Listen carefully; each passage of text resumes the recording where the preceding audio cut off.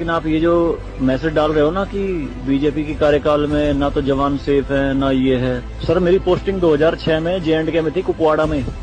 वहाँ पे बॉर्डर पे एक रूल था, no first fire no more than 11 NM, यानी कि जब तक पाकिस्तान की तरफ से एक भी फायर नहीं आ जाता तुम कोई फायर नहीं करोगे।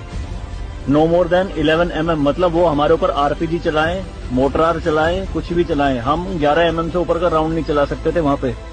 मेरे हाथ पे ओम गुदा हुआ है।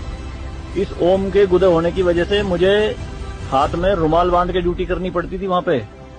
अगर उनको ओम दिख गया ना तो छोटे छोटे बच्चे पत्थर मारना शुरू कर देते थे। और सर श्रीनगर के लाल चौक पे 26 जनवरी के दिन बहुत बड़ा तिरंगा बिछा के जिंदी गाय काटी थी, जिंदी, और जिंदी की खाल उतारी थी सबके सामने, पूरी सेना के सामने यूनिट खड़ी थी वहाँ पे पूरी, और चक्कू लहरा के खूब बोलते थे, क्यों भाई हिंदुस्तानी कुत्तों, तुम्हारी माँ है ना ये, देखो क्या हाल करेंगे इसका हम।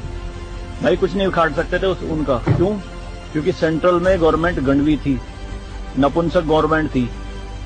हमारे सर पे चौकी बना ली थी उन्होंने, जो LAC है ना, LOC, उस पे बिल्कुल वहीं 50 मीटर के दायरे में। और रात में बड़े बड़े स्पीकर पे माइक पे बोलते थे पाकिस्तानी रेंजर्स, अरे अपनी बहनों के एक रात के लिए हमें दे दो, क्या हुआ हिंदुस्तानी नपुंसको, चलाओ गोली। कुछ नहीं कर सकते थे उनका। 2014 में जब गवर्नमेंट चेंज हुई तो सेना अध्यक्ष बिपिन रावत साहब जब उनसे मिले तो उन्होंने बताया कि बॉर्डर के हालात खराब है सर, छूट नहीं है जवानों को कुछ भी। तो PM मोदी ने कहा था कि छूट मेरी तरफ से पूरी है, मैं नहीं जाऊंगा वहां लड़ने, तुम जाओगे।